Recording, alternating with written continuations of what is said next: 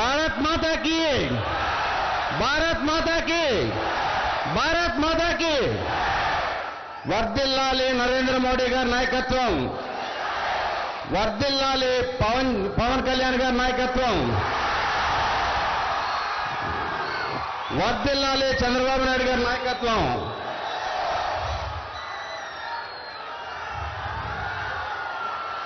ప్రత్యేకంగా ఈరోజు విజయవాడకి, ముఖ్యంగా పశ్చిమ నియోజకవర్గానికి నా కోరిక మేరకు పశ్చిమ నియోజకవర్గ కుటుంబ సభ్యులందరినీ అడ్రస్ చేయడానికి పవన్ కళ్యాణ్ గారు వచ్చినందుకు ప్రత్యేక ధన్యవాదాలు.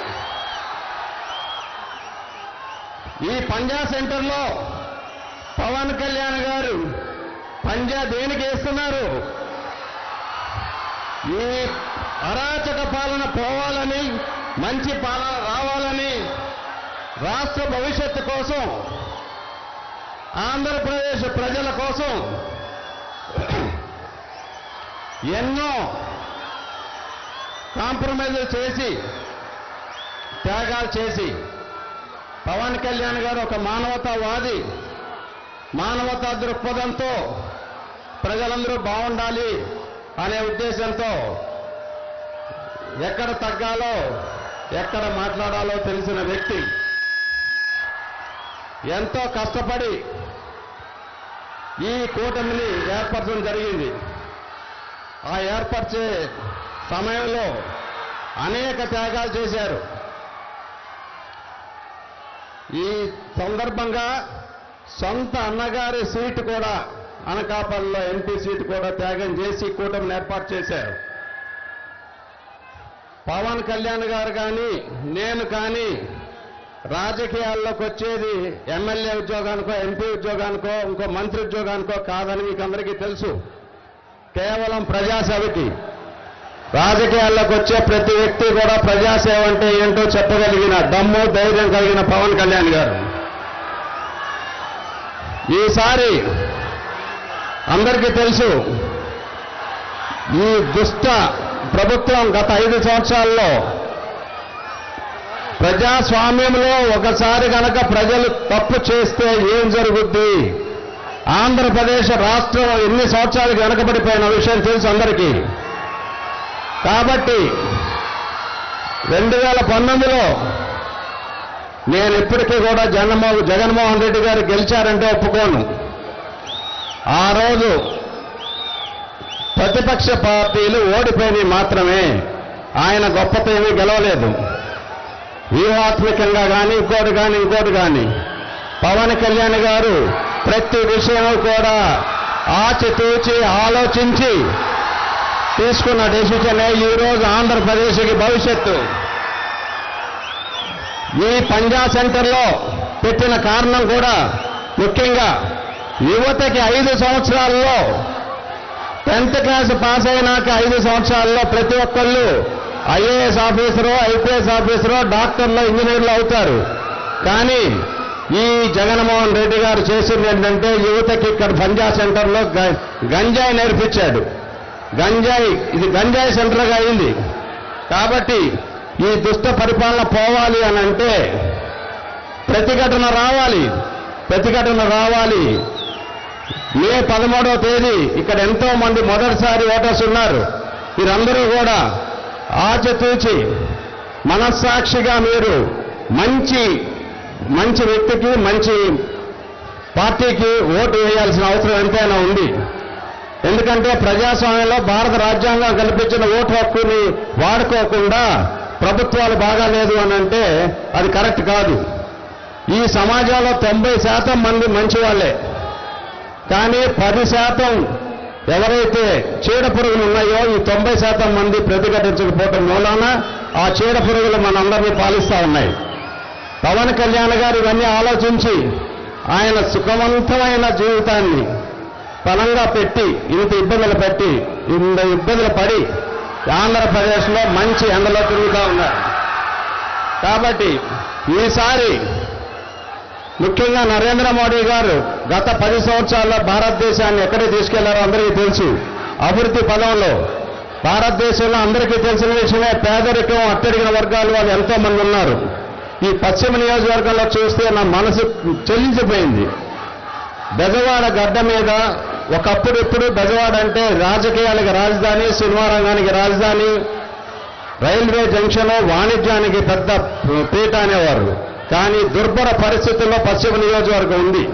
గత నెల రోజుల నుంచి నేను తిరుగుతుంటే వికసిత భారత్ అనేవో మనం చెప్పుకుంటా ఉంటే ఇంత దుర్భర పరిస్థితుల్లో బెజవాడ నగరం నడిబొడ్డున ఉండడం అంటే చాలా బాధాకరం.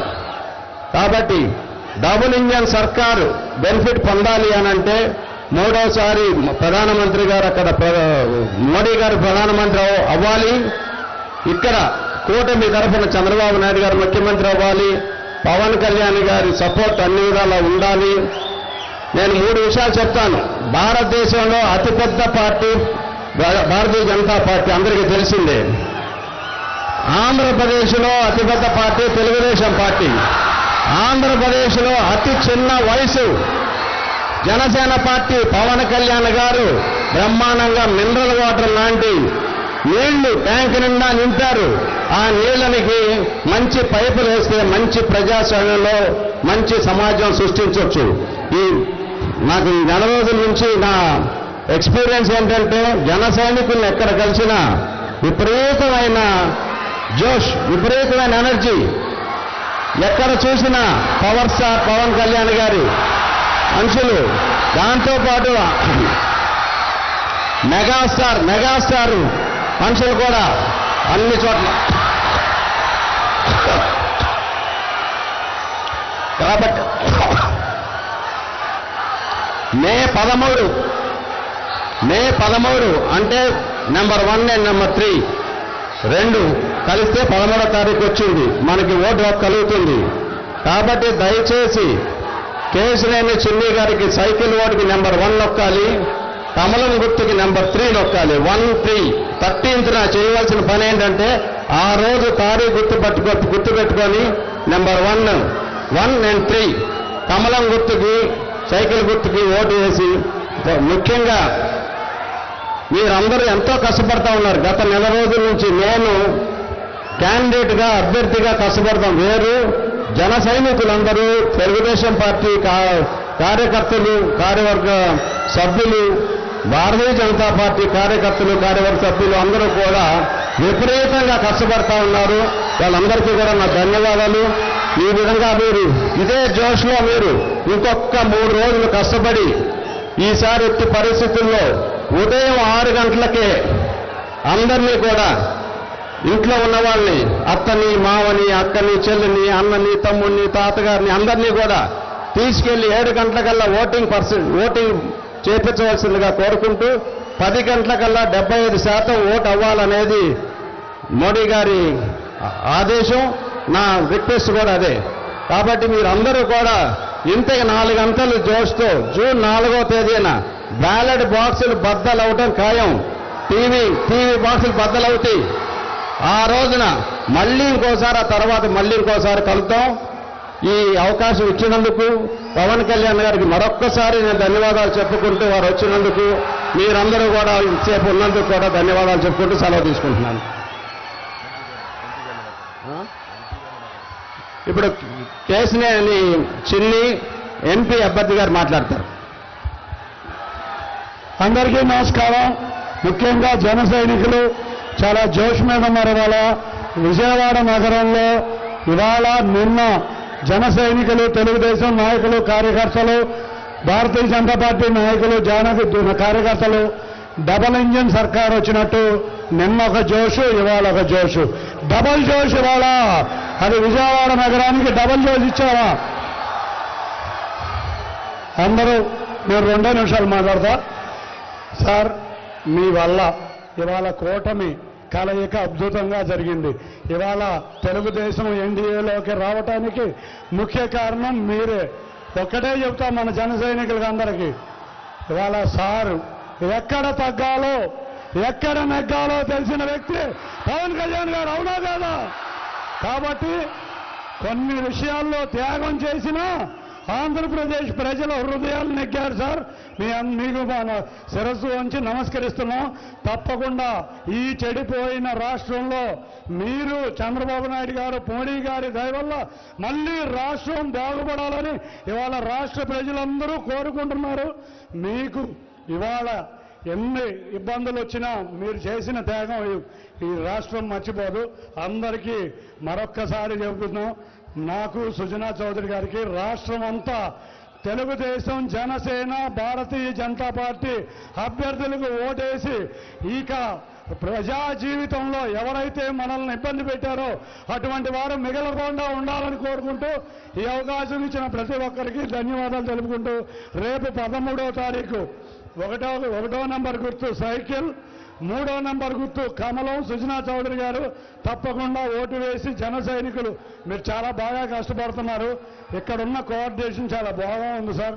తప్పకుండా అన్ని నియోజకవర్గాల్లోనూ విజయవాడ పార్లమెంట్ లాగా ఉంటే అత్యధిక సీట్లు గెలుస్తామని తెలియజేసుకుంటూ జై జనసేన, జై పవన్ కళ్యాణ్, జై తెలుగుదేశం, జై చంద్రబాబు నాయుడు గారు, జై బీజేపీ, జై మోడీ గారు.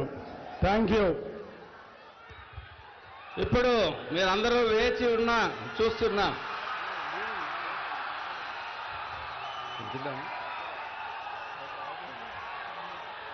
ఓకే, యంగ్స్టర్ రాధా గారిని మాట్లాడవలసిందిగా కోరుకుంటున్నారు. 2 నిమిషాలు.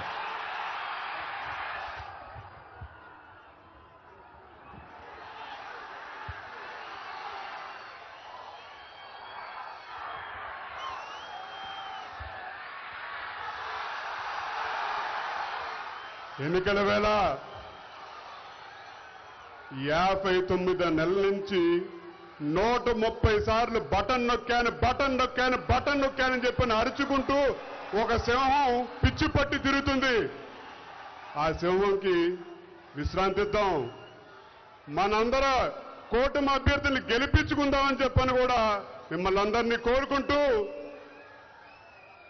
సింహాలు పుల్లు అడవుల్లో ఉండాలి, మనకు కావాల్సింది ప్రజల నాయకులని చెప్పని కూడా మిమ్మల్ని అందరినీ కోరుకుంటూ, జగన్ రెడ్డి గారు బటన్ నొక్కాను సంక్షేమం అందజేశారని చెప్పి అంటున్నారు. అయ్యా మీరెంత నొక్కేశారో ఒకసారి ప్రజలందరూ కూడా చెప్తే బాగుంటుందని చెప్పని కూడా కోరుతా ఉన్నాం. ఇది పవన్ కళ్యాణ్ గారు తగ్గారని చెప్పని అంటా ఉన్నారు. ఎక్కడ తగ్గారని చెప్పని అంటున్నాం మేము. ఒక పిలిపిస్తే జనసేన అని పిలిపిస్తే జన సైనికులు 175 నియోజకవర్గాలు అండగా నిలిచారు. అది జనసేనానికి ఉన్న బలం. ఇది ఇవాళ పార్టీల కూటమి కాదు, ఇది ఒక ప్రజా కూటమి. ఇది మనందరం కలిసికట్టుగా ప్రయాణం చేస్తే తప్ప భావితరాల భవిష్యత్తు కాపాడుకోలేదని చెప్పని కూడా మిమ్మల్ని అందరినీ ఆలోచించమని చెప్పని కోరుకుంటూ, పెద్దలు విచ్చేశారు.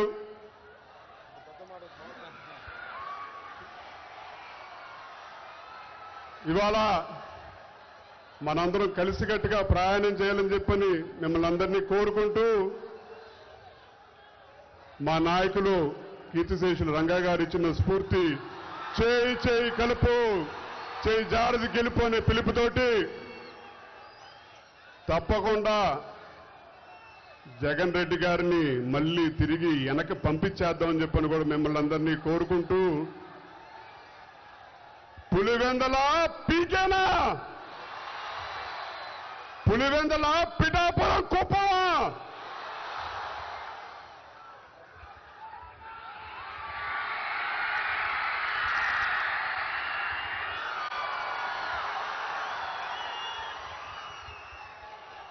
పెద్దలు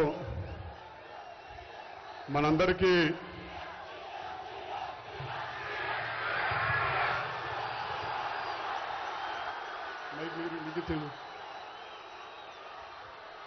జనసేనాని పవన్ కళ్యాణ్ గారిని ఆయన సందేశం ఇవ్వాల్సిందిగా కోరుకుంటూ ఉన్నాను.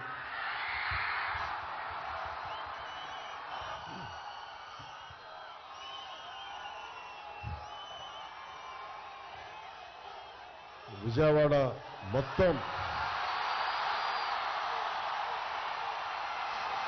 పంజా సెంటర్లో విజయవాడ మేల్కొని పంజా విసిరితే ఎలా ఉంటుందో ఈరోజు పంజా సెంటర్లో చూపించారు.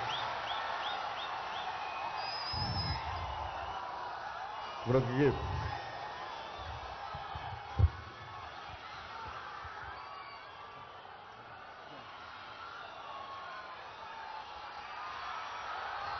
విజయవాడ ఈ మన పంజా సెంటర్లో మేడల పైన ఉన్న ఆడపడుచులు, పెద్దలు, దారి పొడవుతా ముస్లిం సోదరులు, ముస్లిం సోదరీమణులు ఆ మధ్యల నుంచి మేడల నుంచి ఒక్కొక్కరు చెయ్యూపుతా ఉన్నారు. నాకు అందరూ కనిపిస్తూ ఉన్నారు.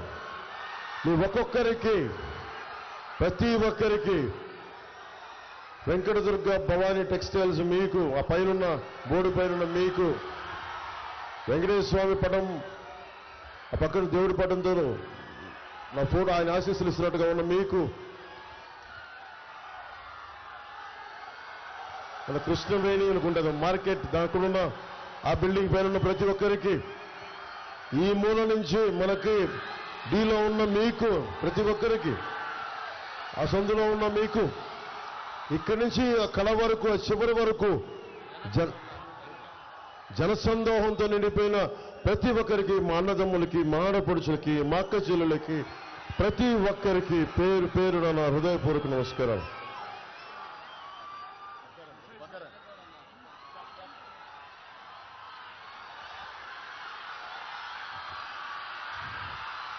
వెనక ఉండిపోయి నేను కనిపించట్లేదు, పెద్ద మనసుతో మీరు నన్ను క్షమించాలి. మీకు నా హృదయపూర్వక నమస్కారం. టార్చ్ లైట్లు పట్టుకుని మీకు, సెల్ టార్చ్లు పట్టుకున్న మీకు,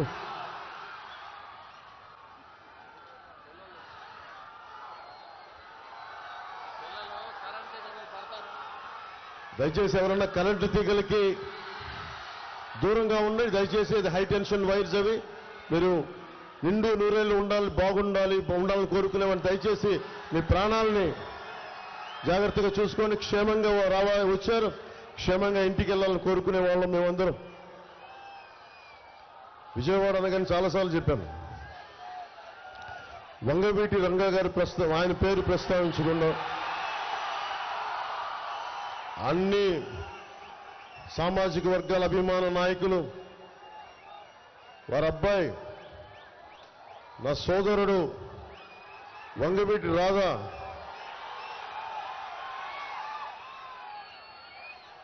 ఏమో ఈ మధ్యన పాలిటిక్స్ మీద కన్నెర చేశాడు, ఈ మధ్యన అలిగాడు, ఈ మధ్యన పాలిటిక్స్ మీద, రాజకీయాల మీద అలిగిన వ్యక్తిని ఫస్ట్ టైం నేను ఈయన చూస్తా ఉన్నా. ఎన్నిసార్లు గడ్డం పట్టుకుని రానన్న రామ్మ అంటే ఎండే మాట. నా పార్టీలో కొద్ది కనీసం ఉండు, విజయవాడ ప్రజలకి అవసరం, నాన్నగారి వారసత్వాన్ని ముందుకు తీసుకెళ్ళాలి, అది చాలా చాలా అవసరం. అండగా నిలబడ్డ వ్యక్తి. సరే ఏ పరిస్థితులు అయితే ఫైనల్గా మొత్తం జూలు దులుపుకొని బయటకు వచ్చాడు. ఈ రోజున దాక్కుని ఉన్నాడు కింద వ్యాన్లో, వారాయి కింద. లాభం లేదు, నువ్వు బయటికి రావాల్సిందే, నువ్వు విజయవాడ ప్రజలకి నీ ముఖ వర్చస్సు చూపించాల్సిందే అంటే బయటికి పట్టుకుని లాక్కొచ్చాను. వారికి సోదరుడు వంగవీటి రాధా గారికి నా హృదయపూర్వక నమస్కారాలు. వ్యక్తులు చాలా అవసరం మనకి, బలమైన నాయకుల సమూహం అవసరం. విజయవాడ వెస్ట్కి చెప్తా, విజయవాడ నేను పార్టీ పోటీ చేస్తున్నాను, మనం కూటమి ఉందనగానే జలీల్ ఖాన్ గారు వచ్చారు ఫస్ట్ మన ఎమ్మెల్యే.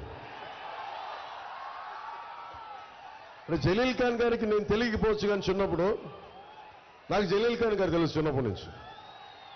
ఇక్కడ మాచవరంలో మా పెద్దమ్మలు ఉండేవాళ్ళు, మరి ఇప్పుడు దర్శకుడిగా ఉన్నాడు మెహర్ రమేష్. మేమందరం ఇక్కడ మాచవరంలో నేను వచ్చేవాడిని, ఎప్పుడు సమ్మర్ హాలిడేస్కి వచ్చేవాడిని, వేసవి సెలవులకి వచ్చినప్పుడు చాలా నాకు అద్భుతంగా ఉండేది. అలాంటి కొండల్లో మాచవరం కూడా అలాంటి కొండ అనుకుంటే అక్కడికి వెళ్ళేవాడిని. అలాంటి సమయంలో మా పెద్దమ్మ అల్లుడు ముఖ్యంగా మాకు జలీల్ ఖాన్ గారి దగ్గర పనిచేసేవారు. ఆయనకి వ్యాపారంలో కొంత భాగస్వామ్యం పనిచేసేవారు ఆయనతోటి. అలా నాకు జలీల్ ఖాన్ గురించి ఎప్పుడు వినేవాడిని. అలాంటి జలీల్ ఖాన్ గారు వచ్చి మీరు అవకాశం ఇస్తే నేను వెస్ట్ నుంచి పోటీ చేస్తానంటే నాకు నిజంగా తెలియదు. కూటమి అన్ని కూర్చొని పెద్దలందరూ కూర్చొని మాట్లాడాలి. అలాంటిది జలీల్ ఖాన్ గారికి మనసు ఇప్పి నేను జనసేనలోకి వస్తానంటే మనస్ఫూర్తిగా రోజున ఒకటే చెప్పాను, జనసేనగా మీరు టీడీపీలో ఉన్న జనసేనలో ఉన్న మనందరం అన్ని పార్టీల ఐక్యతతో పనిచేస్తున్నాం. నిజంగా మీ భవిష్యత్తుని మేము అండగా చూసుకుంటాం, మీకు అండగా ఉంటామని ఆ రోజు మనసిప్పి ఈరోజు మద్దతు తెలుపుతున్నందుకు ముఖ్యంగా మొట్టమొదటిగా జలీల్ ఖాన్ గారికి నా హృదయపూర్వక నమస్కారాలు, హృదయపూర్వక ధన్యవాదాలు. అలాగే జిల్లా రాష్ట్ర ఆర్గనైజింగ్ కార్యదర్శి ఎంఎస్ బైక్ గారికి నా హృదయపూర్వక నమస్కారాలు.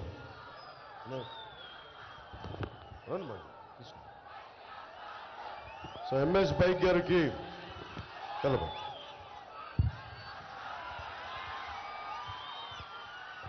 నా హృదయపూర్వక నమస్కారం. మీకు పోయినసారి తెలుసు విజయవాడ వెస్ట్కి వచ్చినప్పుడు ఎంత బలమైన నాకు స్పందన వచ్చిందో. ఈసారి కూటమి తీసుకున్నప్పుడు ఇది జనసేన స్థానం అని మనం కన్ఫర్మ్ అయ్యి మనకి గాజు గ్లాస్ గుర్తు జనసేనకి మన నియోజకవర్గం అయినప్పటికీ మన పోటీ మనకి పొత్తులో మనకి రావాల్సిన నియోజకవర్గం అయినప్పటికీ నన్ను భారతీయ జనతా అధినాయకత్వం ఒకటి అడిగింది. నేను ఎందుకు ఈ సీటు కూడా త్యాగం చేయాల్సి వచ్చింది, జన సైనికులకి వీర మహిళలకి జనసేన మద్దతుదారులకి నేను వివరణ ఇవ్వాలి. నన్ను అధినాయకత్వం ఒకటి అడిగాను ఇన్ని సంవత్సరాల నుంచి. 2014లో ఆ రోజున జనసేన టీడీపీ జనసేన భారతీయ జనతా పార్టీ ఎలా కలిసి వెళ్ళినాయో అరాచక పాలన అయిపోయింది. అమ్మవారి ఉత్సవ విగ్రహాలను తీసుకెళ్లే రథాలు వెండి సింహాలు పోతే కాల్మనీలో కూర్చొని అరెస్ట్ అయిన వ్యక్తుల్ని దుర్గాదేవి గుడికి చైర్మన్ గా పెట్టారు. ఏదైనా మాట్లాడితే బెదిరిస్తారు, ఉన్న ఎమ్మెల్యే బెదిరిస్తాడు. ఈ కంటికి దెబ్బ తగిలితే ఈ కంటికి ప్లాస్టర్ వేసుకునే వ్యక్తులు మనకి వాళ్ళ నాటకాలకి ఒకటో రెండో, వాళ్ళ నాయకుడికి దెబ్బ తగిలితే ఆ రాయి అంటే విచిత్రంగా ఇటు పడితే ఈయనకెళ్ళి అది ఇటు తిరిగి అటు తిరిగి 360 డిగ్రీ తిరిగి ఇటు తగిలిందంట. దానికి పాపం చాలా బాధపడుతున్నారు. ఇలా కన్ను కొడితే ఇలా చాలా పెడితే నేను సినిమాలో కూడా అంత నటన నా వల్ల కాదు, నేను అంత పెర్ఫార్మెన్స్ నేను ఇవ్వలేదు. కానీ ఆస్కర్ లెవెల్ పెర్ఫార్మెన్స్ మీరు నిజంగా అభివృద్ధి చేసి ఇందాక మనం కూర్చోబెట్టి మనం రోడ్ షో చేస్తూ ఉంటే ఒకటే అనిపించింది, ఎంత దుర్గంధం ఉంది మన డ్రైనేజ్ వ్యవస్థలో, అంత దుర్గంధం ఉంది. రోజు నేను ఒక్కసారి రావడానికి అంత దుర్గంధాన్ని అనుభవిస్తూ ఉంటే రోడ్డు సైడ్ షాపులుండి తినుబండారాల కేంద్రాలుండి ఎలా దుర్గంధంలో మన విజయవాడ ముఖ్యంగా మనకి నియోజకవర్గాలు ఇబ్బందిగా ఉంటాయని నాకు బాధిస్తుంది. నేను మీకు మాటిస్తున్నాను, కూటమి ప్రభుత్వం రాగానే మన డ్రైనేజ్ ఫెసిలిటీని అన్నిటినీ బాగు చేసే బాధ్యత మన కూటమి ప్రభుత్వం తీసుకుంటుంది. చూడటానికి అల్లంత దూరాన మనకి కొండల మీద ఉన్నాయి, చూడటానికి చాలా అద్భుతంగా ఉంది చూడటానికి నైట్ టైం. కానీ లోపలికి వెళ్తే ఎంత బాధ ఉంటుందో, రోడ్లు ఉండవు, వ్యవస్థలు సరిగ్గా ఉండవు. అలాంటిది ప్రత్యేకించి కొండల మీద ఉన్న వాళ్ళందరికీ ఒక ప్రత్యేకమైన సమస్య ఉంది, ఆరోగ్య సమస్య. చాలా మందికి పక్షవాతం వస్తూ ఉంది. నేను మీకు మాటిస్తున్నాను, విజయవాడ పశ్చిమ నియోజకవర్గ అన్నదమ్ములందరికీ ఏదైతే ఉద్దానం లాంటి సమస్య ఏదైతే ఉందో, మనకి ఉద్దానంలో కిడ్నీ సమస్య, మన పశ్చిమ నియోజకవర్గం ముఖ్యంగా కొండ ప్రాంతాల్లో ఉన్న అందరికీ ప్రత్యేకించి పక్షవాతం వస్తుందని దాని మీద దృష్టిలో ఉంది నాకు. దాని మీద నేను సరైన ఆరోగ్యకరమైన దాన్ని రీసెర్చ్ చేయాలి, దాన్ని ఎందుకు ప్రత్యేకంగా వస్తున్నాయి దాని మీద గుర్తించి పరిష్కార మార్గాన్ని కనుక్కొని మీరు ఆరోగ్యంగా ఉండేలాగా మేమందరం కృషి చేస్తాం. మీకు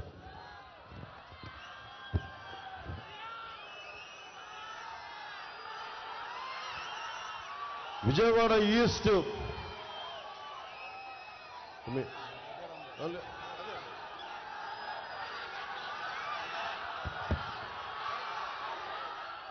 విజయవాడ ఈస్ట్ మన అమ్మిశెట్టి వాసు ఉన్నారు.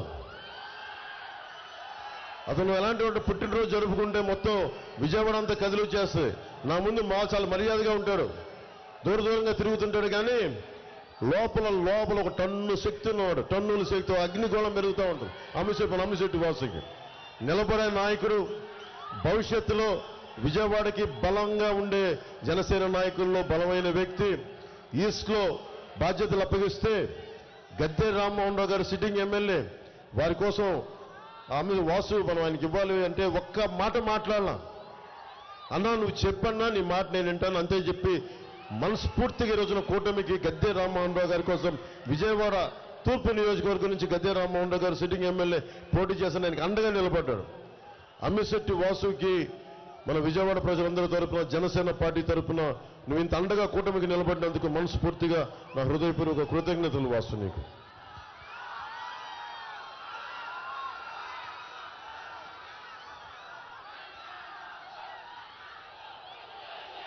అలాగే దారి పొడుగున విజయవాడ సెంట్రల్ పోయినసారి పోటీ చేశారు 2014లో మన బోండా ఉమా గారు, వారికి నా హృదయపూర్వక నమస్కారం.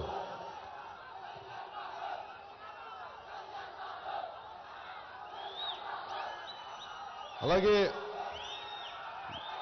ఆడూరి శ్రీరామ్ గారికి, ఎన్టీఆర్ జిల్లా బీజేపీ అధ్యక్షులు, వారికి నా హృదయపూర్వక నమస్కారం. Nagul Meera TDP ex police housing chairman గారికి, బుడ్డా వెంకన్న గారికి, వారందరికీ నా హృదయపూర్వక నమస్కారం. ప్రత్యేకించి ఇందాక నేను చెప్పిన ఇది విజయవాడ పశ్చిమ నియోజకవర్గం జనసేన ఇచ్చేసిన తర్వాత నన్ను ఒకటి రిక్వెస్ట్ చేశారు.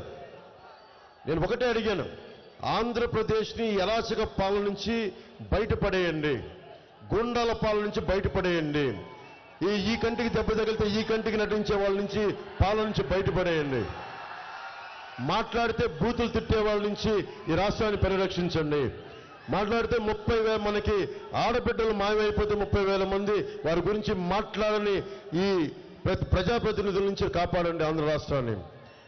3 సంవత్సరాలు నిరంతరంగా ఆంధ్రప్రదేశ్ కష్టాల్ని చెప్తే కేంద్ర నాయకత్వం అందరూ కూర్చొని, పెద్దలందరూ కూర్చొని నువ్వు చెప్పింది సబబు, మేము కూటమిలోకి వస్తున్నాం, జనసేనకి తెలుగుదేశం పార్టీకి మేము అండగా ఉంటాం, తద్వారా మేము 5 కోట్ల మంది ప్రజలకి మేము అండగా ఉంటామని నాకు పెద్దలందరూ చెప్తే, ఈరోజు నేను మీకు ముందు చెప్పినప్పుడు ఎవరు నమ్మలా. నరేంద్ర మోదీ గారు నిన్న పీలీలో చెప్పారు, అరాచక పాలని కూర్చోబెట్టి నేలకి తీసుకొస్తాం, వాళ్ళని ఆకాశంలో ఎగురుతున్నారు, వాళ్ళందరినీ నేలకు తీసుకొస్తాం చాలా బలంగా చెప్పారు. సో నరేంద్ర మోదీ గారు వీళ్ళంత పెద్దలు వారందరూ కూడా విజయవాడ ఈయనకి బలంగా నిలబడ్డ వ్యక్తి.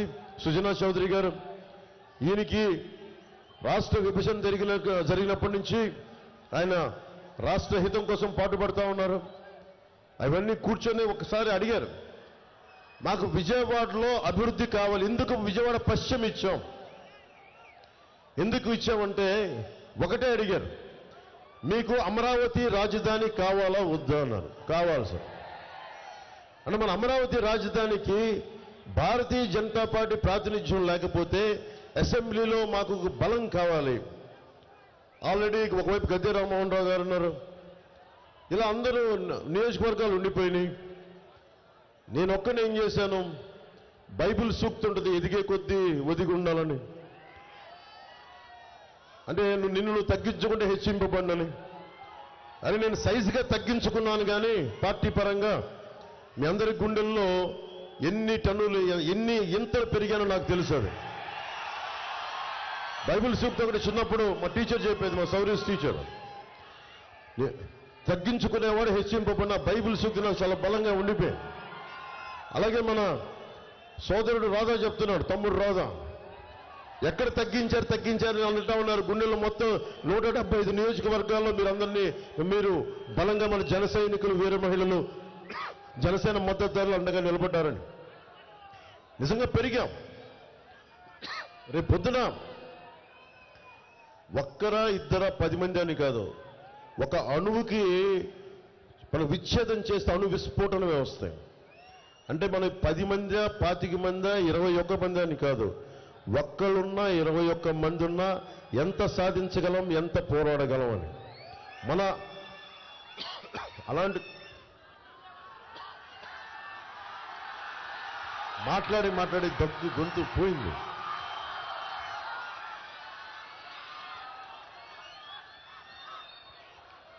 ఇది మనం ఎందుకు పెట్టుకున్నాను? సో ఒకటే చెప్పారు కేంద్ర నాయకత్వానికి, మా విజయవాడ సీటు పశ్చిమం బలంగా ఉంది, మాకు కూటమి కోసం తగ్గాను. మళ్ళీ ఇంకొక మారు నాకు ఒకటే కోరుకున్నా, 5 కోట్ల మంది ప్రజల్ని పరిరక్షించండి, అమరావతిని రాజధాని చేయండి, నేను తగ్గుతానని. అమిశెట్టి వాసుకు చెప్తే అమిశెట్టి వాసు వెంటనే వెనక్కి వెళ్ళాడు. స్థానిక ఉండే జనసేన నాయకులకి నా పేరు ఉటంకించడం ఇష్టం లేదు. నేను పెంచిన వ్యక్తి అతను ఎవరికీ తెలియదు విజయవాడలో. నేను పెట్టిన వ్యక్తి, నేను పెంచిన వ్యక్తి, అండగా నిలబడ్డ వ్యక్తి, లాస్ట్ టైం కూటమి అప్పుడు నిలబడ్డ వ్యక్తి, ఈరోజు కూర్చొని నేను పెంచిన వ్యక్తి వైసీపీ మాయలో పడి నన్ను తిడతా ఉంటే నాకు ఒకటే అనిపించింది, నేను అలాంటి భయాలు నాకు లేవు. ఇందాక టీవీ ఇంటర్వ్యూలో కూడా చెప్పా, జనసేనకి ఒక్కటే, జనసేన నాయకులు ఎవరైనా సరే బలం జనసేన నాయకులకి, జన సైనికులు, వీర మహిళలు. క్యాడర్ బేస్డ్ పార్టీ, సిద్ధాంతం బేస్డ్ పార్టీ ఇది. నాయకులు జనం నాయకులకు బలం అవుతారు, కానీ నాయకులు కూడా అర్థం చేసుకోవాలి. నేను పోయినసారి ఇదే పశ్చిమం కోసం సిపిఐ వాళ్ళతోటి అడ్డంగా నిలబడి సీట్ని మనం తీసుకొచ్చాను నేను. అలాంటిది నన్ను కూర్చొని తిడతా ఉంటే నాకు ఒకటే అనిపించింది, నాకు చెప్పారు వాళ్ళు తిడుతున్నారంటే నాకు ఒకటే అనిపించింది, ఇవన్నీ భరించకపోతే నేను నాయకుడిని ఎందుకు అవుతాను? అంత భయపడిపోతావా? అరే ఏదైనా సరే వ్యక్తిగత కారణాలు ఏదైనా కావచ్చు, మనస్ఫూర్తిగా చెప్తాను కదా, నా మీద విమర్శలు చేసి పశ్చిమ నియోజకవర్గ మాజీ జనసేన నాయకుడు నేను క్షమిస్తున్నాను ఈరోజు.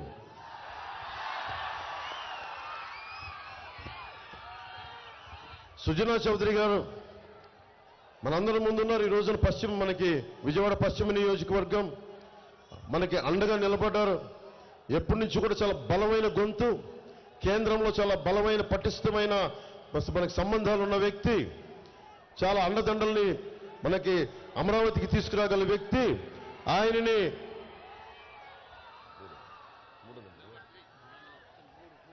త్రిమూర్తుల్లాగా 3వ నెంబర్ మీద ఉన్నాడు. కమలం గుర్తు మీద భారతీయ జనతా పార్టీ కూటమి అభ్యర్థిగా, ఉమ్మడి కూటమి అభ్యర్థిగా భారతీయ జనతా పార్టీ మీద కమలం గుర్తు మీద పోటీ చేస్తున్నారు. వారికి బలమైన మెజారిటీతో మీరు గెలిపించండి. నేను అడగట్లేదు, పశ్చిమ నియోజకవర్గం ప్రజలందరినీ, మన ఉమ్మడి కృష్ణా జిల్లా ప్రజలందరినీ నేను అభ్యర్థిస్తున్నాను, కూటమిని గెలిపించమని ఆర్థిస్తున్నాను. కేసినేని చిన్ని గారు, పాలిటిక్స్ ఎలా ఉంటాయంటే సొంత రక్తంతో కూడా విభేదాలు పెట్టుకోవాల్సి వస్తుంది. ఇప్పుడు చూడండి, మనం పెంచి పోషించిన నాయకుడు ఎలాగ మనం తిట్టేసి వెళ్ళిపోయాడో, ఒక రాష్ట్ర నిర్మాణం కోసం బలంగా కుటుంబం అన్నను కాదని చెప్పి కూటమి ఎందుకు నిలబడింది, ఏ పరిస్థితులు నిలబడింది అని చెప్పి కేసినేని చిన్ని గారు కుటుంబ విభేదాలని దాటి మరిచి 5 కోట్ల మంది ప్రజలకి, తెలుగుదేశం పార్టీకి, కూటమి భాగస్వాములైన జనసేన, భారతీయ జనతా పార్టీకి అండగా ఆయన పార్లమెంట్ అభ్యర్థిగా సైకిల్ గుర్తు మీద పోటీ చేస్తా ఉన్నాం. దమ్మున్న వ్యక్తి ఒకటే చెప్పారు, నేను మీకు అండగా నిలబడతాను, పార్టీలకు అండగా నిలబడతాను, అన్నిటికీ మించి రాష్ట్ర క్షేమం కోసం మన ఎన్టీఆర్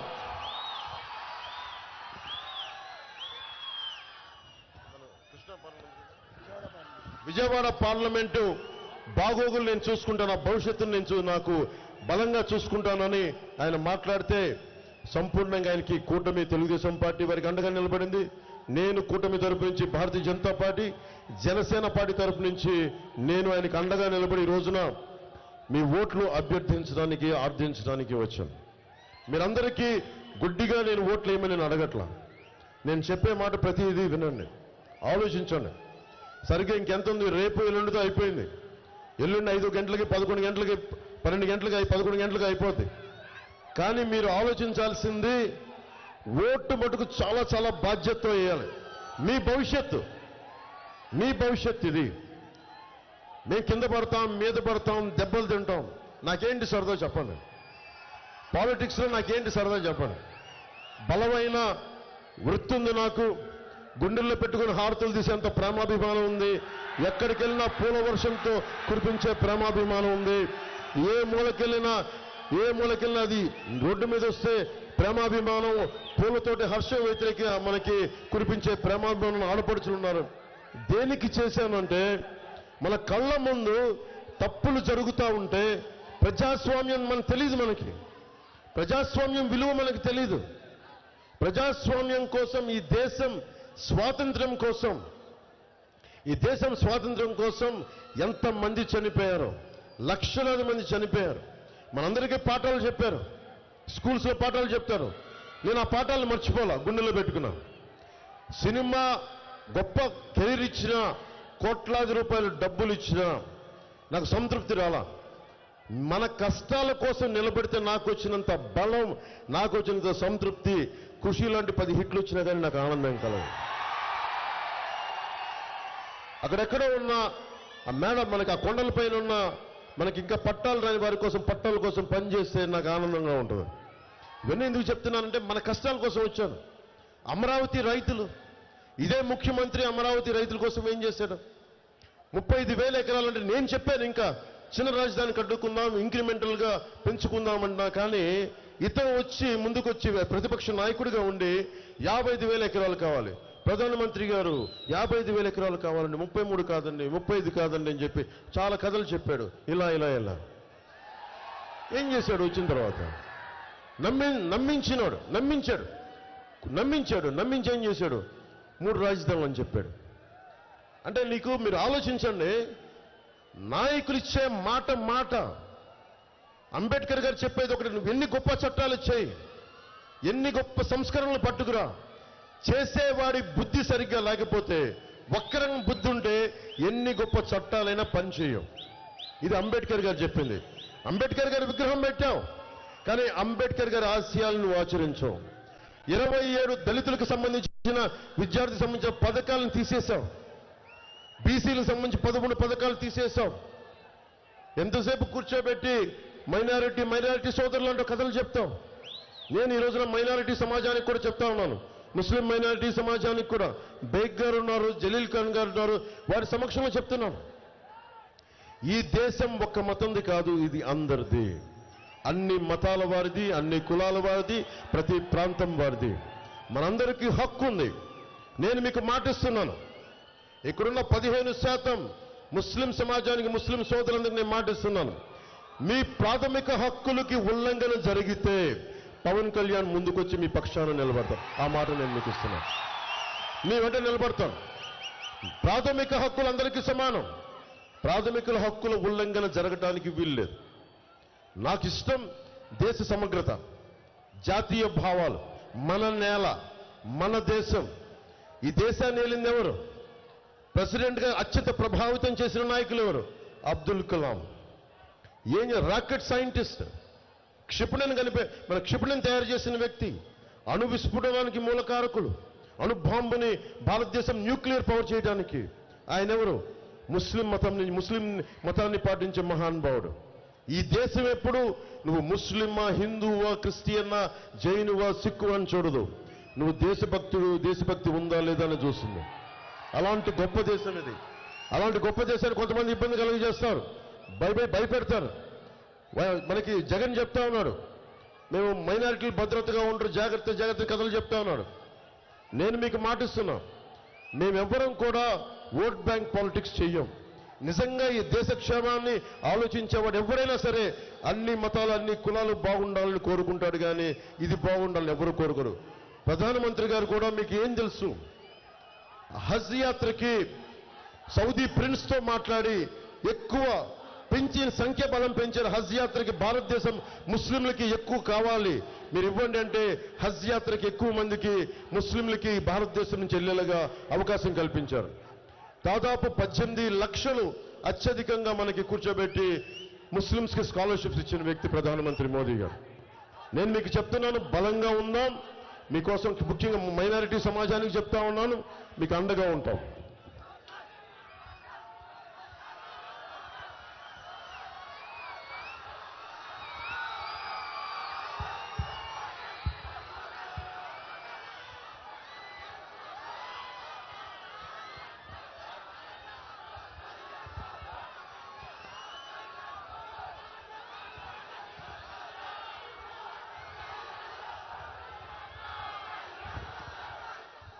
మనం ముస్లిం సమాజానికి, ముస్లిం సోదరులకి, ముస్లిం సోదరీమణులకి కూటమి మేనిఫెస్టో చాలా బలంగా చేసింది.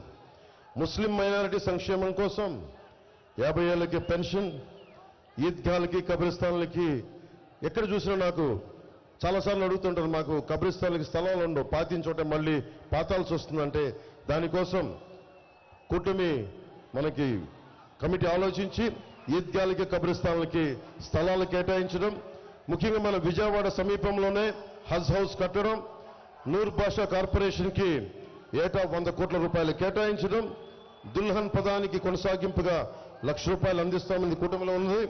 అలాగే మైనారిటీ ఫైనాన్స్ కార్పొరేషన్ ద్వారా 5 లక్షలు వడ్డీ లేని రుణాలు ఇవ్వటం అనేది ముఖ్యంగా మన కూటమి ప్రభుత్వం తీసుకున్న నిర్ణయం, మన మేనిఫెస్టో నిర్ణయం. ముఖ్యంగా ఇక్కడున్న యువతకి మీకు ఎన్ని ఉద్యోగాలు కల్పించింది ప్రభుత్వం? వైసీపీ ప్రభుత్వం ఎన్ని ఉద్యోగాలు కల్పించింది? మీ ఆశ ఏముంటుంది చెప్పండి. ఏమ్మా మీరు వ్యాన్లో ఉన్నారు, అక్కడ కూర్చున్నారు, మీరు బిడ్డలను పెట్టుకొని వచ్చారు, మీరు ఎందుకు వచ్చిండారు? మార్పు కావాలనే కదా మీరమ్మా మీరందరూ వచ్చింది. మార్పు కావాలి. మార్పు ఎలా వస్తుంది? నిలబడే నాయకులు ఉన్నప్పుడు మార్పు వస్తుంది. నిలబడే నాయకులు ఉన్నప్పుడు అందరూ మీరు వచ్చి మద్దతు తెలుపుతారు. మీకోసం ఒకటే చెప్తున్నాను, లా అండ్ ఆర్డర్ ఎంత దిగజారిపోయింది. మనకి మన ముఖ్యమంత్రి ఉన్న కోతవేట దూరంలో ఒక ఆడబిడ్డకి, దివ్యాంగురాలని మానానికి అగౌరవం చేస్తే ఈ రోజుకి పోలీస్ వ్యవస్థ పట్టుకోలా. చిన్న గులకరాయి తగిలితే 48 గంటల్లో మీరు వ్యక్తిని పట్టుకోగలిగారు. కానీ 30,000 మంది ఆడబిడ్డల దృశ్యం అయిపోతే ఒక్క మాట తీసుకునే బాధ్యత ముఖ్యమంత్రి. ఇంతమందికి మానభంగాలకు గురైతే, మానానికి అగౌరవం కలిగితే ఒక్క బాధ్యత తీసుకోలేదు, ఒక్క అరెస్టులు జరగలేదు. బాపట్లలో పాపం అమర్నాథ్ గౌడ్ని, రేపల్లిలో అమర్నాథ్ గౌడ్ని నిర్దాక్షిణ్యంగా జొన్న చేనులో తీసుకెళ్లి నరికి మనకి పెట్రోల్ వేసి కాల్ చేస్తే నిందితులను పట్టుకొని వారం రోజులు తిరక్క ముందే జైలు నుంచి వాళ్ళకి బెయిల్ ఇచ్చేశారు. ఏం సంకేతాలు పంపుతీవి? అంటే నువ్వు క్రైమ్ చేస్తే, తప్పు చేస్తే మా ప్రభుత్వం అండగా ఉంటుందన్న సంకేతాలు పంపుతున్నావు. ఎందుకు 30,000 మంది ఆడబిడ్డలు అదృశ్యం అవుతారు? ఎవరు మాట్లాడతారు? తెలుగుదేశం ప్రభుత్వం సంపూర్ణంగా ఉన్నప్పుడు కూడా లా అండ్ ఆర్డర్ బలంగా ఉండేది. నేను కోరుకునేది విజయవాడలో గొడవలు జరగకుండా ఉండాలి అంటే లా అండ్ ఆర్డర్ చాలా చాలా చాలా బలంగా ఉండాలి. అందరూ క్షేమంగా ఉండాలంటే లా అండ్ ఆర్డర్ చాలా బలంగా ఉండాలి. ఆ బాధ్యత ప్రత్యేకించి నేను దాని మీద ప్రత్యేక దృష్టి పెడతాను. అలాగే మీకు ఉపాధి అవకాశాలు మీరందరూ ఏమడుగుతారు? ఇందాక అడిగారు, ఒక ప్రెస్ మీట్లో చెప్పారు, జగన్ ఏం మాట్లాడుతున్నాడు? ముస్లింస్కి 4% రిజర్వేషన్ కల్పించాలి, మేము దానికి కట్టుబడి ఉన్నాం అంటారు. కేంద్రం ఏం మాట్లాడుద్ది? కోర్టు పరిధి ఏం చెప్తుంది? రిజర్వేషన్ ఇంక్లూడింగ్ కాపులు కూడా రిజర్వేషన్ కావాలని కోరుతా ఉన్నారు. 1950లో ఉంది కాపులకు రిజర్వేషన్, తర్వాత ఇవ్వలేదు. కానీ రిజర్వేషన్లు ఇవ్వకపోతే భవిష్యత్తు ఆగిపోవాలా?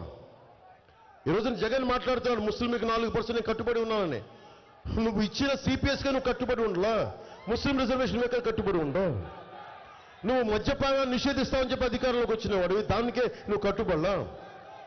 ఇసుక దోపిడీని అడ్డుకుంటానని చెప్పి నువ్వు కూర్చొని నువ్వు ఇసుకని సెంట్రలైజ్ చేసావు, ఒక్క కంపెనీకి ఇచ్చేసుకుని నీ కంపెనీలకి. ఇన్ని రకాలుగా మాటలు తప్పిన వ్యక్తి ముస్లిం సమాజానికి కూడా ఈరోజు ఏం చెప్తున్నాను? రిజర్వేషన్ ఇస్తాం, 4% మేము కట్టుబడి ఉన్నాం. దయచేసి ఆ మాట ఎవరు నమ్మొద్దు. ఎందుకంటే ఇవన్నీ వెళ్తే కాపు రిజర్వేషన్, అందరూ అన్ని కులాలు రిజర్వేషన్లు కోరుకుంటున్నాయి, ఏదో కొద్ది కులాలు తప్ప. మళ్ళీ అది ఫైనల్గా కోర్టులో తేలుద్ది.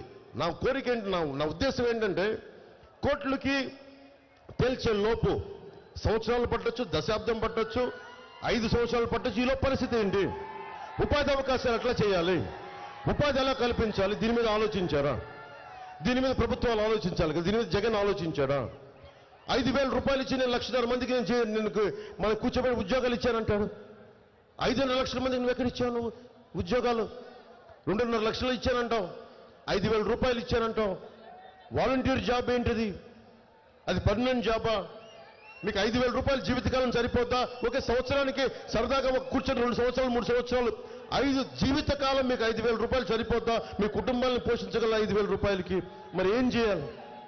నేను ప్రతి చోట ఎందుకు చెప్తాను, మనకి మేనిఫెస్టోలో ఎందుకు పెట్టాం? కుల గణాంకాలతో పాటు ఎంతమంది ముస్లింస్లో నేను ప్రతిభావంతులను చూశాను, ఎంతమంది ప్రతిభావంతులను చూశాను. వాళ్ళు వ్యాపారం పెట్టుకుంటే చాలా చిన్నపాటి ఊతం కావాలి. ముస్లిం సమాజంలో కొంతమంది ప్రతిభావంతులకి అన్ని కులాల్లో ప్రతిభావంతులు ఉన్నారు. పాడేరు అరకకెళ్తే బలమైన ఎస్టీ సామాజిక మనకి సామాజిక వర్గంలో బలమైన మనకి పరిజ్ఞానం, విషయ పరిజ్ఞానం, తెలివితేటలు ఉన్న వాళ్ళు ఉన్నారు. వాళ్ళకి ఏం కావాలి? వాళ్ళకి ఊతం ఇవ్వాలి. మార్షల్ ఆర్ట్స్ నేర్చుకున్నాడు కుర్రాడు, మలేషియాకి వెళ్ళాలన్నా గోల్డ్ మెడల్ కొట్టాలి అంటే అబ్బాయికి మనకి ట్రైబల్ డెవలప్మెంట్ అథారిటీ నుంచి మనకు ఊతం ఉండదు. ఎంతసేపు వ్యక్తుల్ని కుల గణాంకాలతో ఆపేస్తున్నాం. నేను కుల గణాంకాలకి కొనసాగింపుగా నేను కోరుకుంటుంది ప్రతిభా గణాంకాలు కావాలి. ఇక్కడున్న యువకుడున్నాడు, నీకేం కావాలి? నీకేం అవ్వాలనుంది? మనకు మర్చిపోయాం. నేనే 21 years వరకు, 22 ఏళ్ల వరకు నాకే తెలియదు ఏమవ్వాలో నాకే తెలీదు. చిరంజీవి గారు లాంటి ఒక అన్నయ్య ఉన్నాడు, ఆయన అడిగాడు కనీసం ఏదైనా ప్రయత్నం చేయాలి. నా అవసరం మేరకు ప్రయత్నం చేశాను, కుదిరింది. కానీ అడిగేవాడు ఎవడు? నేర్పించేవాళ్ళు ఎవరు?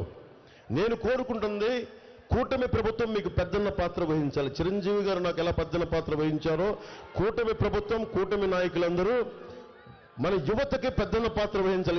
మీరు ముస్లిమా, హిందువా, క్రిస్టియనా, నువ్వు అణగారిన కులమా, లేదా ఎస్సీయా, ఎస్టీయా, నాకు ఇవి తెలియదు. అన్ని కులాలలో ఉండే యువతకి, అన్ని మతాల్లో ఉండే యువతకి ప్రతిభని బయటకు తీయాలి, సమర్థతని బయటకు తీయాలి. మీలో ఒక అబ్దుల్ కలాం ఉన్నాడు, లేదంటే మీరు 10,000 25,000 సంపాదించే ఇంకో 25,000 ఉపాధి కల్పించే సత్తా ఉందేమో ఎవరికి తెలుసు. ఈ రోజున భవిష్యత్తులో 2047 ఇండియా సూపర్ పవర్ కావాలి అంటే మన యువతకి ఒక స్కిల్ సెట్ సరిపోదు. మీరు ఒక స్కిల్ సెట్ సరిపోదు, ఒక నైపుణ్యం సరిపోదు, 4-5 నైపుణ్యాలు కావాలి, 4-5 స్కిల్ సెట్స్ కావాలి. ఎవడు నేర్పిస్తాడు అవన్నీ? ప్రభుత్వం బాధ్యత తీసుకోవాలి. ఆ బాధ్యత, అందుకే నేను మీకు మాటిస్తున్నాను యువతకి, మీకోసం దశాబ్దం అన్ని వదిలి పెంచిన నాయకులు బూతులు తిడుతుంటే నేను భరిస్తా ఉన్నాను. దేనికోసం భరిస్తాను? మీకోసం భరిస్తాను, మీ భవిష్యత్తు కోసం. నేను మీకు మాటిస్తున్నా,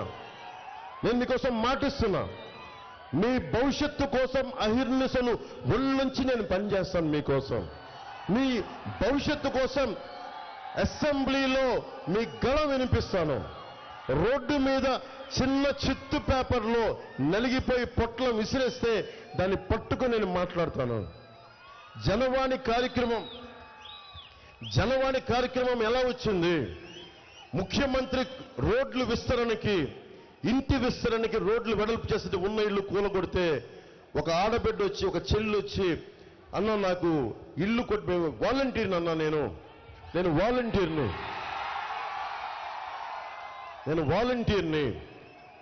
నేను వైసీపీ వాలంటీర్ని, మాకే దిక్కు లేదని ఇల్లు కొట్టేశారు, ప్రత్యామ్నాయం చూపించలేదంటే అమ్మాయి నాకు కంప్లైంట్ చేసిన 3వ రోజు 4వ రోజు బెదిరింపులు స్టార్ట్ చేశారు. ఎందుకు వెళ్ళావు నేను అంటే వాళ్ళ అన్నయ్యకి బెదిరింపులు ఇచ్చారు, చంపేస్తామని చెప్పారు. ఏం జరిగింది అంటే ఒక 10 రోజుల తర్వాత మళ్ళీ ఒక నెల రోజుల తర్వాత ఆ అమ్మాయి వచ్చి మళ్ళీ చాలా మంది ఇట్లా ఇంత జనం ఉంటే పార్టీ ఆఫీస్ దగ్గర అన్న ఇట్లా మాట్లాడితే తీసుకున్నాను. నాకు గుర్తుంది, అమ్మాయి చెప్పమ్మా నీ పేరేంటని. ఎందుకని పేపర్ తీసుకుంటే, అన్న ఒకసారి నీతో మాట్లాడాలి 5 నిమిషాలంటే 5 నిమిషాలు వెళ్తే దీనివల్ల నీకేం ఆనందం వస్తుంది? దీనివల్ల అంటే నా కోరిక ఏంటంటే, నా విన్నపం ఇది ప్రధానమంత్రి గారి మీదకి విసిరేశారు. ఉత్సాహం ఉండాలి కానీ ఇబ్బంది పెట్టేలా ఉండకూడదు. నా రిక్వెస్ట్ ప్లీజ్. నా భయం వేసింది. నేను ప్రధానమంత్రి గారి మీద అందరూ ఎర్రతువ్వాళ్ళు గబుక్కుని ఉత్సాహం విసిరేస్తుంటే, అరే ప్రపంచంలో అత్యంత పవర్ఫుల్ నాయకుడు, మనం తక్కువ చేయకుండా మనం ఆయన్ని గౌరవించాలి. మనం జెండాలు పట్టుకొని, నేను నిమిషాన్ని అర్థం చేసుకుంటా, నాకు తెలుసు సలసలసల కాగే రక్తం ఏం చేస్తా, అన్న ఇటు చూడని చెప్పడం. మీరేం చేయాలి? తువ్వాళ్ళు ఇలా ఊపండి, ఆనందం ఇసరటం వల్ల అది మన సంస్కారంగా, అది మటుకు దయచేసి నా రిక్వెస్ట్. మీ ఉత్సాహం కాదన్న. మళ్ళీ విషయానికి వద్దాం. ఆ బిడ్డ నా దగ్గరికి వచ్చి మాట్లాడాలి, చెప్పమ్మా ఏమైంది అంటే, వచ్చి నా దగ్గరికి ఏం చెప్పింది, అన్న ఆ రోజు నీ దగ్గరికి వచ్చి చెప్పాను కదన్నా, చెప్తే మా అన్న కనిపించట్లేదన్నా, మొన్న వారం రోజుల క్రితం మా అన్నని శవమై తిరిగి వచ్చారన్న, ఒక ట్రైలర్ ఆటోలో పట్టుకొచ్చారన్న మా అన్నని. ఏం జరిగిందమ్మా అన్న? ఆ రోజు నీకు వచ్చి కంప్లైంట్ చేయగానే చాలా బెదిరింపు కాల్స్ వచ్చినాయి అన్న, మా అన్నని బెదిరించారన్న. సాయంత్రం సండేకి వెళ్ళి ఆదివారం అన్న రోజున ఆదివారం ఇంటికి వెళ్ళి చేపలు కొనుక్కొస్తానని మార్కెట్కి వెళ్ళాడన్నా, ఇంటికి రాలేదన్న. మధ్యాహ్నం రాలేదన్నా, సాయంత్రం రాలేదు. నెక్స్ట్ డే 24 గంటల తర్వాత నేను ఒంగోలుకి వెళ్ళిపోయానని ఫోన్ చేశాడంట. ఎందుకు వెళ్ళిపోయావు అన్నయ్య? వాళ్ళ అన్నయ్యని అమ్మాయి అడిగితే నేను చెప్తానులే అంటాడు. 72 గంటల తర్వాత అబ్బాయి శవమై ట్రైలర్లో పట్టుకొచ్చి వదిలేసి వెళ్ళిపోయారు. అమ్మాయి భయపడిపోయింది. తల్లి, ఆ బిడ్డ, వాళ్ళ అన్నయ్య అన్నను చంపేశారు. పోలీసులు దాని మీద రెస్పాన్స్ ఇవ్వలేదు. నేను మాట్లాడితేనేమో తెలుసు కదా ఈ ప్రభుత్వం ఎలా ఉంటుందో, దాని మీద ఖాతరు చేయలేదు. నేను చెప్తున్నాను మీకు, ఆ కేసు తిరిగి రీఓపెన్ చేయిస్తాను. ఆ బిడ్డ ఏడుపు నేను మర్చిపోలేను, ఆ చెల్లెలు ఏడుపు నేను మర్చిపోలేను. రీఓపెన్ చేయిస్తాను ఆ కేసు. అలాగే ఎందుకు చెప్తున్నాను ఈ మాట అంటే, జనవాణి కార్యక్రమం అలా ప్రారంభమైంది. నేను వినటానికి రెడీగా ఉన్నాను. మన పశ్చిమ నియోజకవర్గం ఉంది, ఇక్కడ మనకి సమస్య ఉంది. మన నాయకుల్ని పంపిస్తాను, వెళ్ళిపోయిన నాయకులను వదిలేద్దాం, కొత్త నాయకులను తయారు చేస్తాం, మీలో నుంచి పుట్టిస్తాం నాయకుల్ని. మనం ఉన్న నాయకుల్ని ముందుకు పైకి తీసుకొస్తాం. మీ సమస్యకి ఆయన ఎమ్మెల్యేగా ప్రమాణ స్వీకారం చేయబోతారు కొద్ది రోజుల్లోనే, మనకి జూన్లో. నేను తీసుకెళ్తాను, ఆయన ఎలాగ చేస్తారు ఆయనకి చెప్పక్కర్లా. కానీ ప్రత్యేకమైన అభ్యర్థులు ఏదైనా ఉంటే జనసేన దృష్టికి తీసుకురండి. మీరు హిందువులా, ముస్లింలా, క్రిస్టియన్నా, ఏ కులం, బీసీ, ఎస్టీ, కాపు, మీరు ఏ కులమైనా కానివ్వండి, మీకు అన్యాయం జరిగింది, నాకు ఇది కావాలి, ఈ సమస్య ఉంది అని మా దృష్టికి తీసుకురండి. భారతీయ జనతా పార్టీ నాయకుల దృష్టికి తీసుకెళ్ళండి, తెలుగుదేశం నాయకుల దృష్టికి తీసుకెళ్ళండి.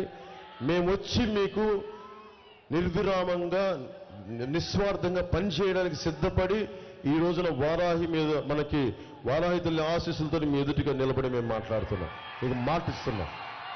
అలాగే యువతకి ఫీజు రీయింబర్స్మెంట్ చేయాల 2,300 కోట్ల రూపాయలు. డబ్బు ఎలా వేస్ట్ అవుద్ది చెప్పండి? డబ్బు ఎలా వేస్ట్ అవుద్ది? 2,000 గొంతు పోతుంది, అరవకండి, గొంతు పోతుంది మీరు వచ్చి అడుగుతుంది. 2,300 కోట్ల రూపాయలు రంగులు వేసేందుకు 1,300 కోట్లు గవర్నమెంట్ భవనాలకి. మీరందరూ యువత కదా, మీరు ఆలోచించండి. ఎప్పుడన్నా కేంద్ర భవనాలకి పార్టీ మారినప్పుడల్లా కేంద్ర భవనాలకి దశాబ్దంగా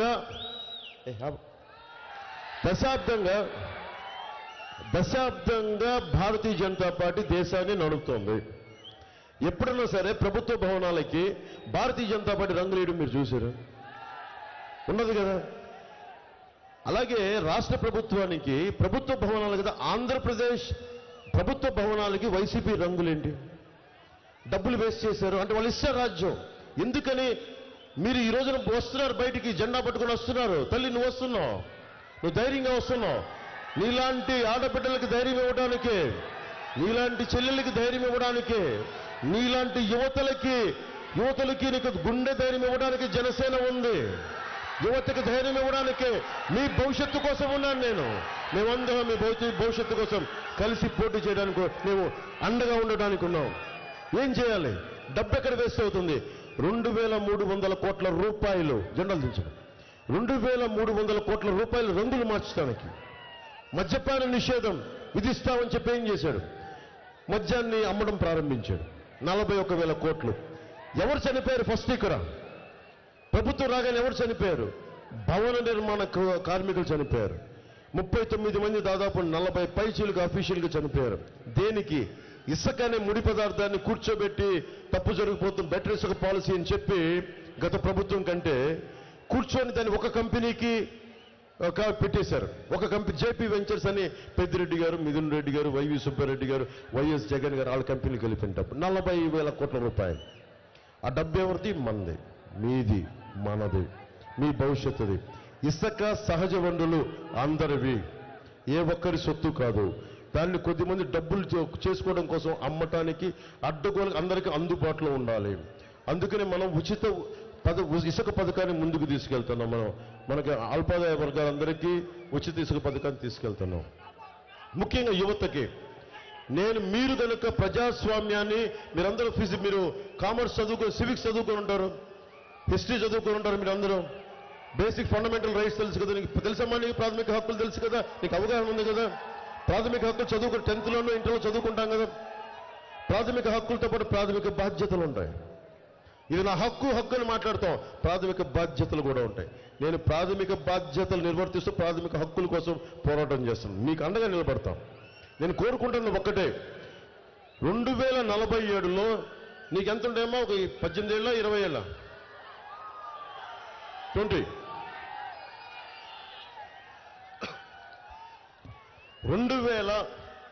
2019కి నీ వయసు ఎంత? 15 ఏళ్ళు అంతే కదా. 15 ఏళ్ళ నుంచి నువ్వు ఎంత వచ్చావు? 20 ఏళ్ళకి వచ్చేసావు. నువ్వు 47కు నువ్వు ఆలోచించు, నీ వయసు ఎంత అవుతుంది అంటే ఆల్మోస్ట్ ఒక 30 ఎంత, నువ్వు 40లోకి వచ్చేస్తావు. ఊహించుకో, 5 సంవత్సరాల కాలం గిరం తిరిగిపోతాయి. నా భయం ఏంటంటే మీరు చాలా బాధ్యతగా కాలం మీ భవిష్యత్తు కోసం ఆలోచించి ఓటేసుకోకపోతే, నా ఓటు పెద్ద విలువే ఉంది, నా ఓటు ఎవరికైనా వేసేస్తాను, అలా వేయకండి. నా మాటలు కూడా గుడ్డిగా నమ్మద్దు, మీరు ఆలోచించండి నా మాటలు. దశాబ్దం నుంచి పవన్ కళ్యాణ్ అనే వ్యక్తి ఏమి సంపాదించుకున్నాడని రోడ్డు మీద నిలబడి అడ్డమైన సన్నాసుల చేత మాట అనిపించుకున్నాను నేను మీకోసం. ఎందుకంటే మీకు ధైర్యం ఇవ్వడానికి వచ్చాను. మనం భయపడిపోతే ఎట్లా? మనం సమాజంలో రౌడీలకు భయపడిపోతే ఎట్లా? సగటు మధ్యతరగతి మనిషి భయపడిపోతే ఎట్లా?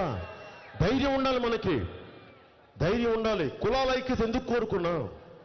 జనసేన 7 సిద్ధాంతాలు, కులాల ఐక్యత చాలా కీలకం. నేను ఇందాక టీవీ ఇంటర్వ్యూలు చెప్తా ఉన్నా, వ్యాపారం చేసేటప్పుడు అన్ని కులాలు నాకు కావాలి, సినిమా యాక్ట్ చేస్తా, నేను నా కులం అనుకుంటే నేను సంపాదించగలను, హిట్ అవుతుంది సినిమా. వ్యాపారం చేసేటప్పుడు నాకు అందరూ కావాలి, పని చేసుకునేటప్పుడు నా కులం అంటే కుదరదు. ఆ సంస్కృతి మారాలి. అన్ని కులాలకి సమాన ప్రాతినిధ్యం చాలా చాలా అవసరం. దాంతో అన్ని కులాల ఐక్యతని ప్రతి ఒక్కరు గుర్తించాలి. నేను గుర్తించాను. కులాలకు అతీతంగా ఈ రోజున నేను కూటమిని ముందుకు తీసుకెళ్తున్నాను. అది ఎందుకని, నాకు అందరూ సమానం చాటి చెప్పడానికి, అన్ని మతాలు సమానం అని చాటి చెప్పడానికి. అందుకని దృష్టిలో పెట్టుకొని, మీ భవిష్యత్తుని దృష్టిలో పెట్టుకొని మీరు ఓటు వేయండి. మే 13న పొద్దున్నే ఎండ ఎక్కువ రాకముందే 6 గంటలకే స్టార్ట్ అవుతుందని మనం అడిగాం. 6 గంటల నుంచి 11 లోపు మ్యాక్సిమం 70% ఓట్లు వేసేయండి. 70% వేసేయాలి. మీ భవిష్యత్తు మీ చేతిలో ఉంది. నేను నిలబడ్డా. ఓడిపోతే నాకు బాధ ఉండదు అనుకుంటున్నారా? అవమానం ఉండదు అనుకుంటున్నారా? కానీ అవమానాన్ని దాటి ఎందుకు నిలబడతామంటే, ఆశయం కోసం నిలబడ్డ వాడికి అవమానం ఉండదు, ఓటమి ఉండదు, ముందడిగే ఉంటుంది, గెలుపే ఉంటుంది. పిఠాపురం నుంచి పోటీ చేస్తున్నా, నేను గెలుస్తున్నా. దశాబ్దం తర్వాత నన్ను నిలబెట్టారు. దశాబ్దం తర్వాత వచ్చి అన్నా నీకు అండగా ఉంటామని చెప్పారు. మీకు నేను మాటిస్తున్నా, మీ గళం, యువత గళం అసెంబ్లీలో వినిపిస్తాం. మన బీజేపీ తరపున ఎమ్మెల్యే వైఎస్ చౌదరి సుజనా చౌదరి గారు ఉన్నారు, బలంగా మాట్లాడతారా?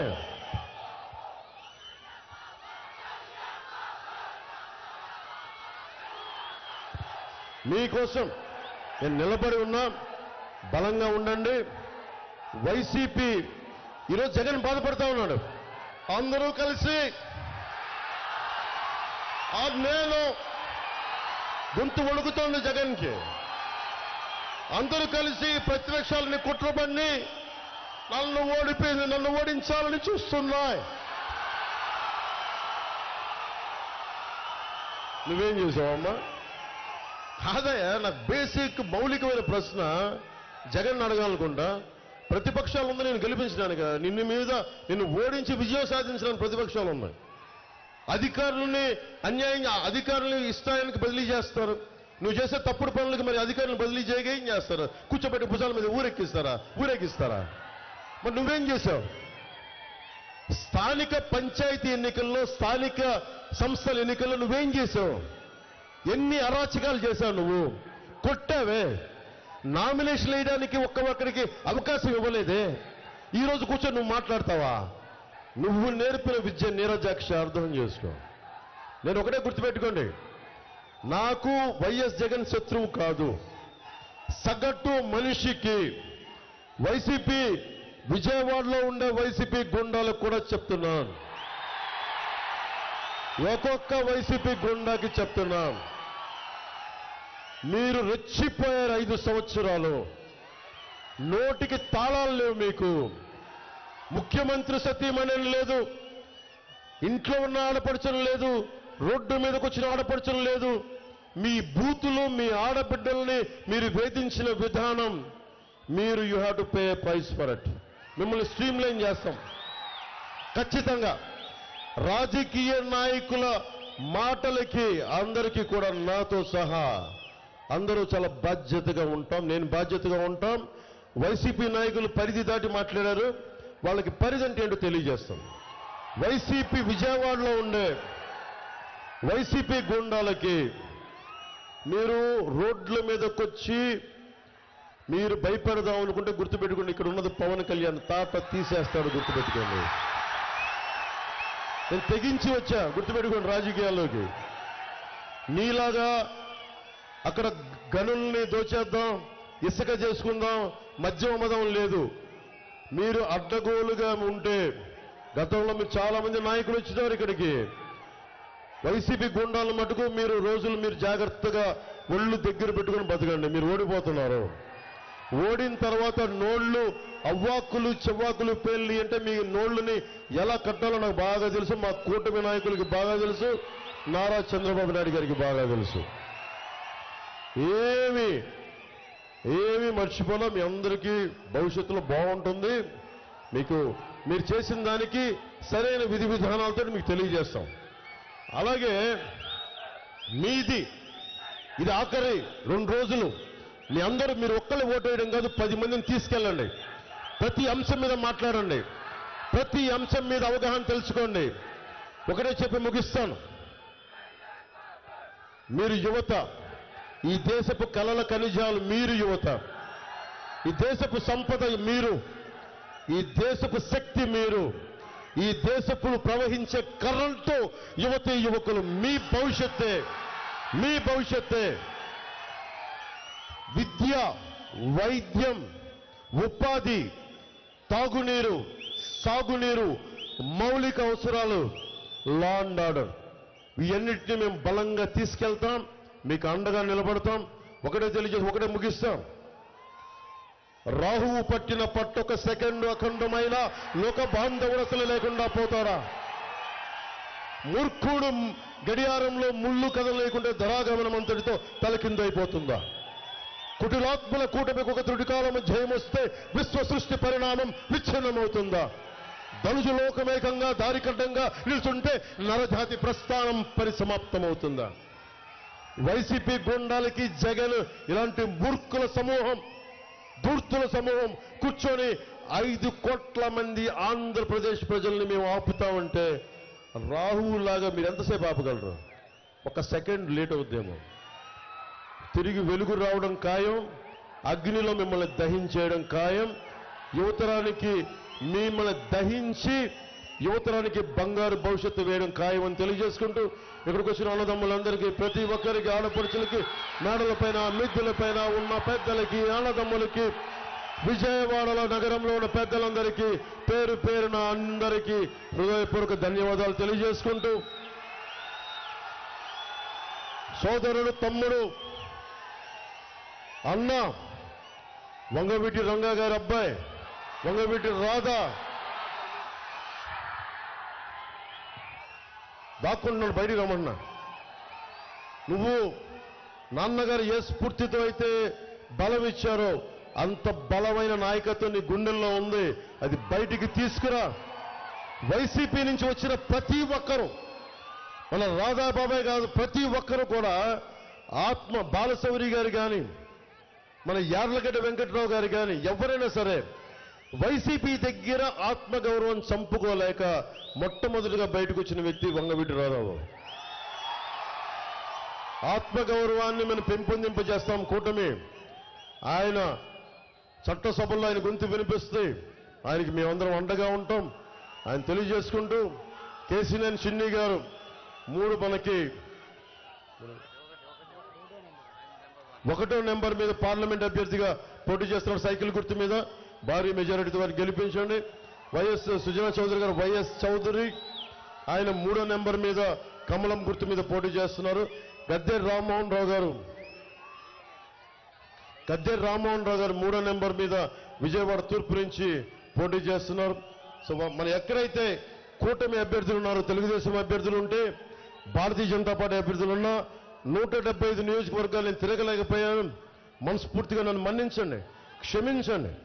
కానీ సమయం తక్కువైపోవటం వల్ల అందరినీ, అన్ని నియోజకవర్గాల ప్రజల్ని, కూటమిలో ఉన్న అన్ని నియోజకవర్గాల ప్రజలందరికీ కూడా తెలుగుదేశం ఎక్కడ పోటీ చేస్తుందో జనసేన మద్దతుదారులు, జన సైనికులు, జనసేన వీర మహిళలు అందరూ మద్దతు తెలిపి అలాగే అఖండ విజయం, అఖండ మెజారిటీ వాళ్ళని కోరుకుంటూ, జనసేన ఎక్కడ పోటీ చేస్తుందో అక్కడ తెలుగుదేశం నాయకులు, తెలుగుదేశం కార్యకర్తలు, భారతీయ జనతా పార్టీ నాయకులు, మద్దతుదారులు, మహిళలు అందరూ అండగా ఉన్నారు.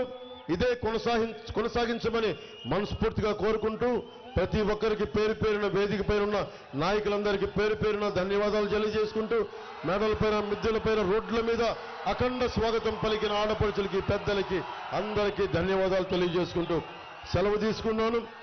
జై బీజేపీ, జై టీడీపీ, జై జనసేన, జై హింద్. నినాదం మన